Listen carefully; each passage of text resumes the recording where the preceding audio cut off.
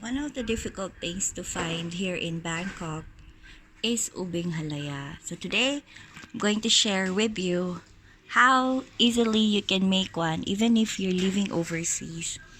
So the ingredients that we need would be the following. One whole butter. If you don't like it buttery, then you can have this in half. Also, we have the sugar. I'm using the brown sugar in case you're asking. And then of course, we have the sea salt. Like a pinch would be enough. But I think sea salt tastes better and it has more nutritional value. For Thai coconut milk, I use Aroy D. You can use 1 pack. I don't mix this recipe with any water though. We have our purple yam, but in this case, I don't think this looks like the ones that we have in the Philippines. This looks like a regular taro to me, but it's a little bit purplish anyway, so we'll see about that. So I cut them in half, thinking that I will only be making half of it, but I have decided to make the whole thing of ube. So let's see how we're going to do it. I'm going to show you the other ingredients later so it's easier for you to follow. Now this is the other ingredients that I'm talking about. It's the evaporated milk. Oh, sorry, this is the condensed milk. So it's the Falcon brand. This one is around 19 baht. And to be honest, the cost for everything is nearly 200 baht. Almost like 300 pesos. But if you're going to think about it, the retail price of ube sold by Filipinos here in Thailand is around 120 baht per tub. And this one can make you like 2 batches of it. So I think it's better. And anyway, we're going to use we're only going to use half of the butter. So I think it's okay. To be honest, butter in Thailand is a bit more expensive. This one is around 60 baht. This small one. And it's around like 80 pesos. So let's begin. What we're going to do is first we're going to boil the water. I'm going to have it at 1,200. That's and then wait until it boils. If you are an OFW like me, then most probably it's hard for you to have your own kitchen here in Bangkok. Most of the condos, they either have their own kitchen, but they don't allow the tank or the gas tank. So you normally end up having a smaller stove for you. But in those higher or upscale residential areas or condominiums, then they have a nice kitchen for expats. But for me, since I'm the regular expat here in Bangkok, then what I have is just a regular space. So you have to slice this. You have to peel this off. And then once this is like boiled, then I'm going to throw in the sliced taro. I'm going to show you later how it would look like. So you'll have an idea about the finished product. Why do we have to boil the taro? It's because it's easier to mix it later when it's softened than to have like the big chunks of taro and mix it with coconut milk. I think that's why it's called Ube Halaya, because you halo the ube. So let's make things easier for us. I will show you the finished product later.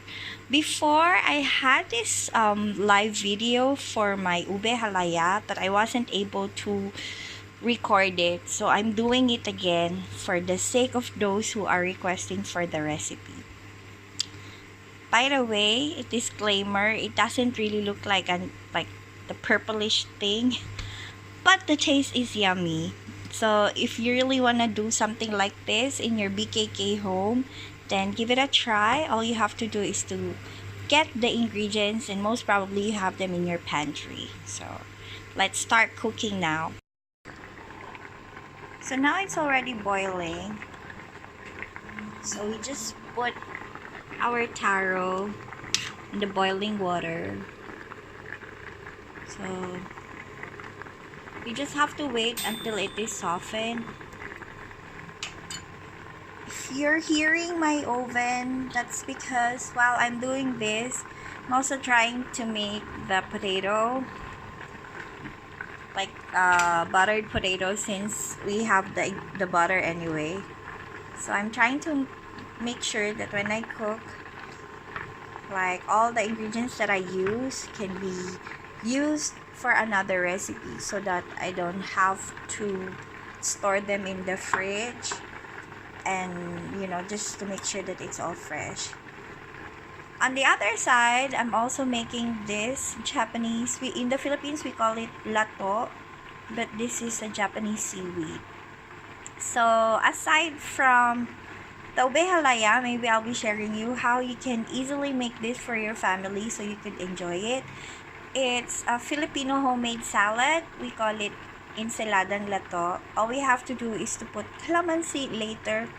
I'm supposed to have it on another video, but I think that's gonna be too short. So let's see what we can do about this. So I'm trying to cook potato, baked potato, the ube halaya for dessert, and the lato. So that's for a brunch. This new year, my husband and I are trying to do the IF. I don't know if I'm successful, but normally for IF it doesn't include sugar, but in my case I like to have dessert. So but we're making it up.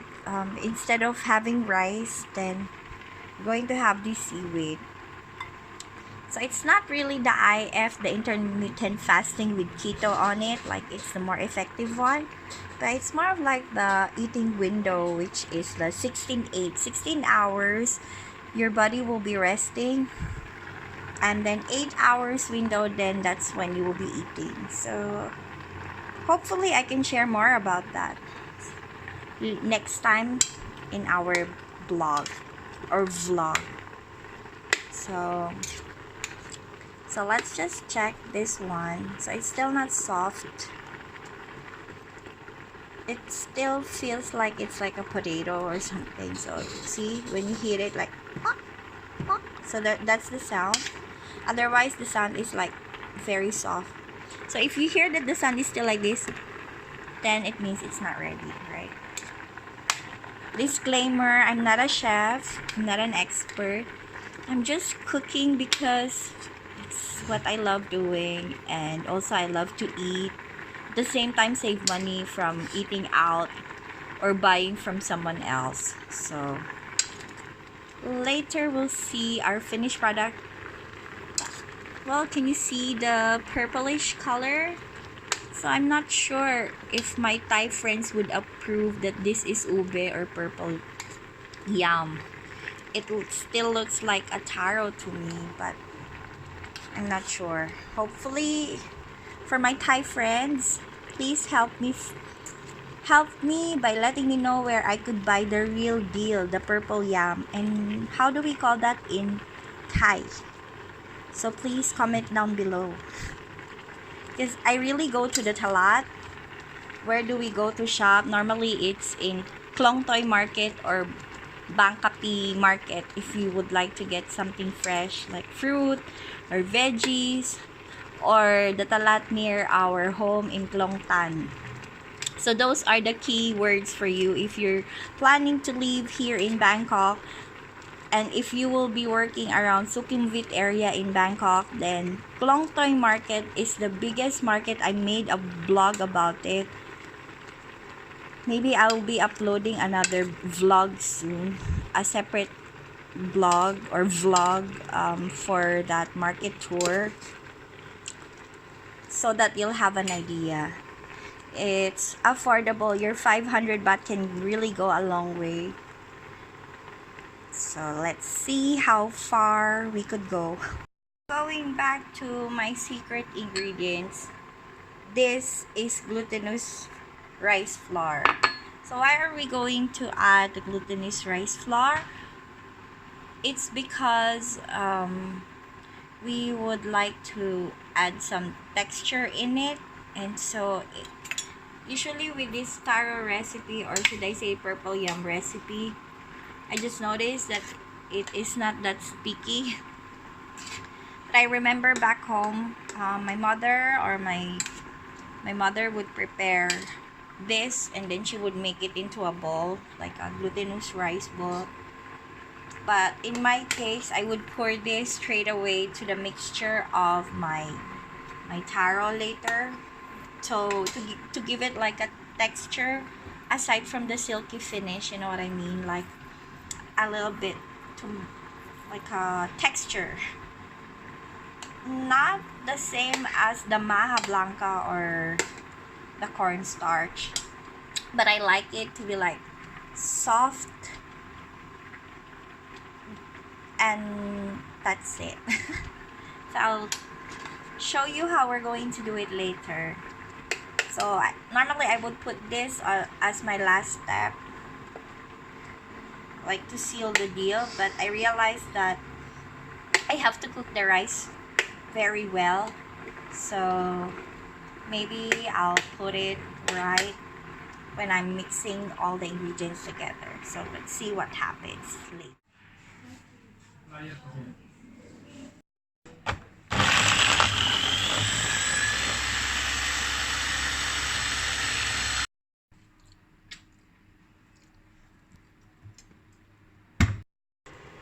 So we're going to melt this butter at 200 degrees so we will not burn the butter. What I do is I put my taro into the mixture of melted butter, and then I'm gonna put the coconut milk straight away. About half a cup. So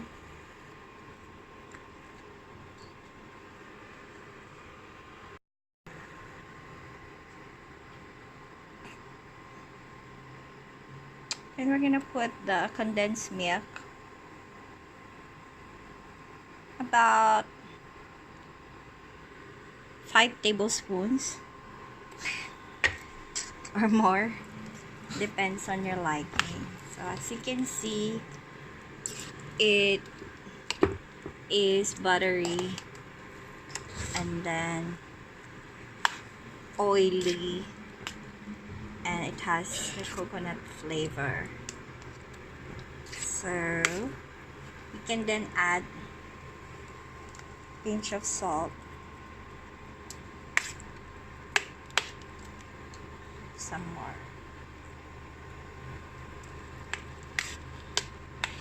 just so it can balance the sweetness. And then about a teaspoon of brown sugar.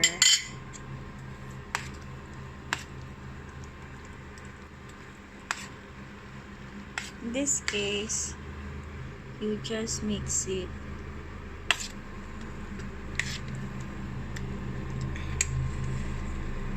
So, and later we're almost done. Then we're gonna go ahead and put the glutinous rice straight away in the mixture as well. Then mix it. If you think that it gets drier, then we're gonna add the the coconut milk later.